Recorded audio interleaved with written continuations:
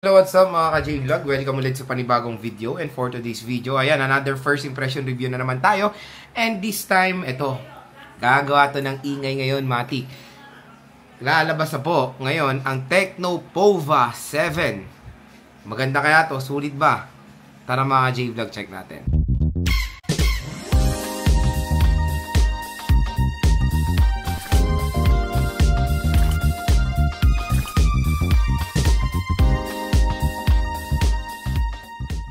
Mga ka-J-Vlog, shoutout sa mga nag-aabang ng mga Pova series. At ngayon, lumabas na po ang successor sa Tecno Pova 6, which is a Tecno Pova 7. At ito, disclaimer lang, bago natin ito simulan, it is not a full review. So ito ay first impressions lang po sa mga bagong labas sa smartphone, yung price specs, and of course, availability nila. Gumagawa na tayo ora-orada ng video para alam agad ng consumers saan bibili ng murang Tecno Pova 7. So again, itong link natin dito yung view product. Kung makita nyong iba yung unit dito, i-click nyo na lang yan kasi ma-redirect kayo nyan sa official store naman ng Tecno sa online. And kung wala yung view product na yan, may other link po tayo sa description box. I-check nyo na lang mga J-Vlog. So usapang Tecno Pova 7 tayo. So ano ba ang SRP niya? Magiging available to mamaya, June 25, 2025, midnight. So abang-abangan nyo na lang to mamaya. Kung interested na kayo, ilalagay ko agad yung link niyan sa video natin.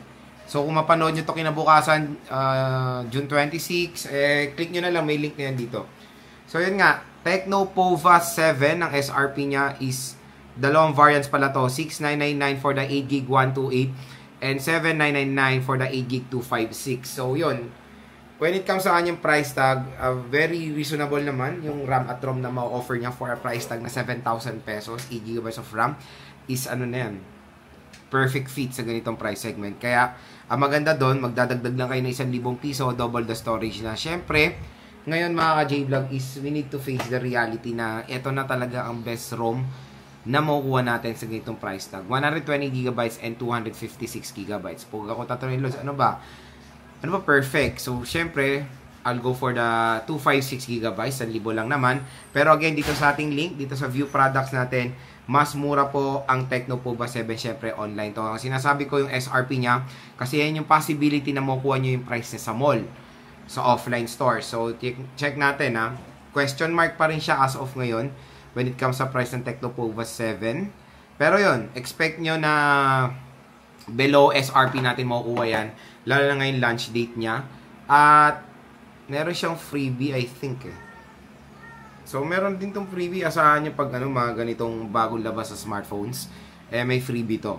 So yun nga, usapang tayo, specifications muna tayo dito sa Tecno Pova 7. So ang kanyang screen size is 6.78 inches. Full HD Plus 1080p resolution naman siya, with 120Hz screen refresh rate. So when it comes sa specs sa display, all goods naman yung mapoprovide ng Tecno Pova 7. Sa OS, out of the box, Android 15 siya with iOS 15. Sa chipset is, naman siya, it's a 4G chipset mga J-Vlog. So 4G version to. So Tecno Pova 7 4G.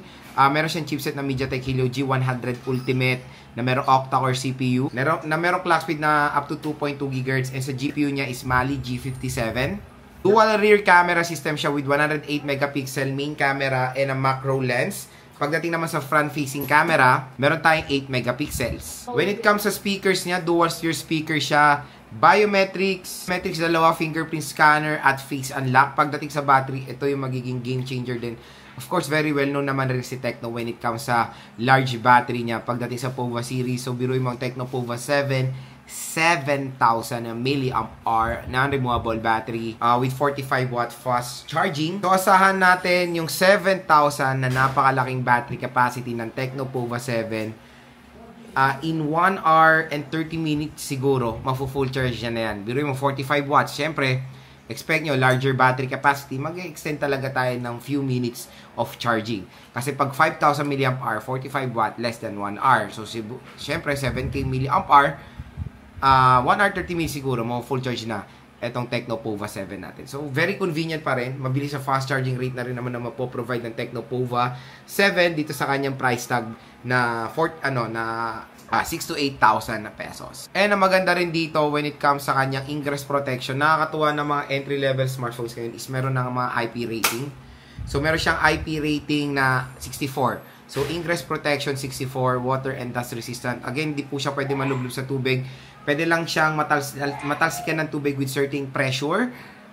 Pwede po malublob sa tubig. Quick reminder lang is ingress protection 67 pataas.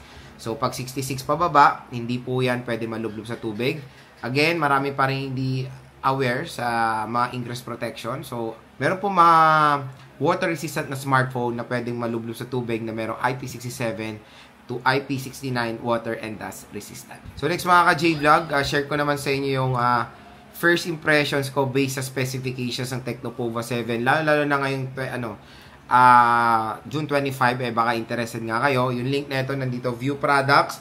Pwede nyo i-click yung View Product na yan para ma-redirect kayo sa official store ni Tecno sa online, or nasa description box yung link, i-click nyo na lang mga ka-J-Vlog. So yun, first impression natin, number 1, sa display. So again, yung display quality niya is AMOLED. So, ano yan, syempre, when it comes sa paggagamitin nyo ito sa gaming, ay napakalaking tulong ng AMOLED display sa enhancement ng graphics na nilalaro nyo. Plus points ng AMOLED, malaki pang screen size niya, 120Hz pa, Full HD plus 1080p. So when it comes sa display ng Tecnopova 7, bibigyan kayo nito ng premium viewing experience sa isang device na napakagandang gamitin for an entry-level smartphone. Next, chipset. So sa chipset niya, sa garang mataas na chipset na ng MediaTek ang binigay dito sa Tecnopova 7. MediaTek Helio G100 Ultimate. So, na-try na natin yung G100 several times sa mga ibang brands ng smartphones. And yes, very satisfying naman din ang performance ng G100. G99 pa nga lang sa A16. Maganda ng performance. It can handle Genshin. It can handle WoWa. Dito pa naman sa G100 ng Tecnopova 7 with 8GB of RAM pa and plenty of storage. Makaka-experience tayo dito ng maka-experience tayo dito ng outstanding performance when it comes sa entry-level gaming segment. Again, entry-level, kaya nilalagyan ko entry-level kasi syempre iba ang performance pag ginamit nyo yung mga mid-range, yung mga 5G mid-range devices na mas smooth ang performance yan. Again, pag titingnan nyo yung isang model ng device, syempre titingnan nyo kung saang segment siya nararapat. For example, yung below 10,000 pesos, it is considered na entry-level smartphones. Below 6,000, consider yan na budget smartphones. Below 30,000, mid-range smartphones, and above 30,000 is flagship devices. So again, ang Tecnopova 7 4Gi category ng entry level, kaya nakakatuwa, diba? For a price tag na 6 to 8,000 pesos, makakalaro rin naman na kayo dito sa smartphone na to. And again, pagdating sa Pova series, focus talaga niyan is gaming din. Next, camera. So very interesting din dito sa Pova series ngayon na parang gumaganda na rin yung specs ng camera nila. Kasi usually pag Pova, more on focus sila sa sa gaming side, tapos yung parang camera nalilimutan. I don't know, tingnan sa full review natin sa Pova 7 kung maganda talaga yung total outcome ng 108 megapixel or just spec sheets lang siya. Pero maganda na finally hindi depth sensor ang binigay. Macro lens, medyo okay na siguro macro lens, basta hindi depth or AI. Macro lens, useful din naman yan. Pero again, sana, ultra-wide, mas useful.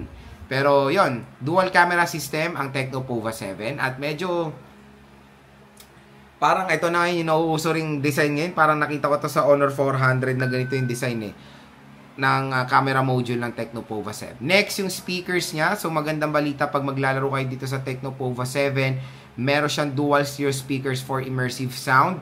Tapos, ang maganda rin dito, yung battery capacity niya. Ito talaga rin yung game changer, of course, sa Tecnopova 7. Yung battery capacity na 7,000 mAh na removable battery. So, ang maganda nga dito sa smartphone na to, marami siyang specifications na good for gaming, tulad na lang ng large battery, premium display, dual stereo speakers, snappy chipset, and of course, maganda rin naman yung overall form factor na itong device ito. Tapos yun nga, 7K battery, tineron pa ng 45 watt fast charging na, which is okay na yan, mabilis yung charging rate na yan, of course, when it comes sa ganyang price segment. Tapos tineron pa sa 7K mAh. Again, tulad na sinabi ko sa inyo, siguro mga 130 minutes full charge na ang Tecnopova 7. At pinakalasa ingress protection. So, yun nga, magandang balita na mataas din ang kanyang IP rating. IP64 water and dust resistant. So, Again, quick reminder lang na hindi po to pwede malublob sa tubig. Baka meron na naman tayo nakikita mga content creator dyan na nilulublob sa tubig ang mga ganitong smartphone na sinabing water resistant. Medyo misleading yung mga ganyan. Again, pag tinignan nyo ang water resistant na smartphone, tingnan nyo kung anong IP rating yan. Kasi may mga IP rating yan. 54, 56, 62, 63, 64, 66, 67, 68, 69. Pag 67 pataas, pwede po yan malublob sa tubig with certain deep and certain time. 66 pababa, hindi po yan pwede malublob sa tubig. Pwede lang po yan matalsikan sa tubig. So yun mga ka-J-Vlog, ang ating first impression so far dito sa Tecno Pova 7. Isang napakalupit na budget or entry-level gaming smartphone ngayong 2025 Matic. Hands down tayo dito sa device na to. And stay tuned lang. Siyempre, mag-unbox tayo. Mag-game test tayo dito sa Tecno Pova 7. Kaya kung interested kayo sa device na to, yung link niya nandito sa gilid ng ating video, yung view products na yan, or nasa description box yung isang link natin. I-click nyo na lang yan, i-add to cart nyo na, mariredirect kayo sa below SRP na sale ngayon ng Tecno Pova 7.